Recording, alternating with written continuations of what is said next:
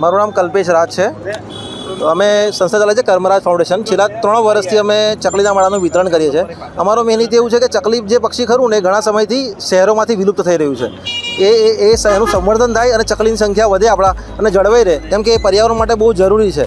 તો એ વધે એના માટે અમે દર વર્ષે છેલ્લા 3 વર્ષથી ચકલીના માળાનું વિતરણ કરીએ છીએ ફ્રી ઓફ ચાર્જમાં, અને રિવ્યૂ પણ માગીએ છીએ જે લઈ જાય એના માટે કે ભાઈ ત્યાં ચકલી આવે છે નથી આવતી, ચકલી આવે એના માટે શું શું કરવું જોઈએ, માળાની હાઇટ કેટલી રાખવી જોઈએ, એ બધી બાબતો બી અમે આ લોકોને જાગૃત કરીએ છીએ.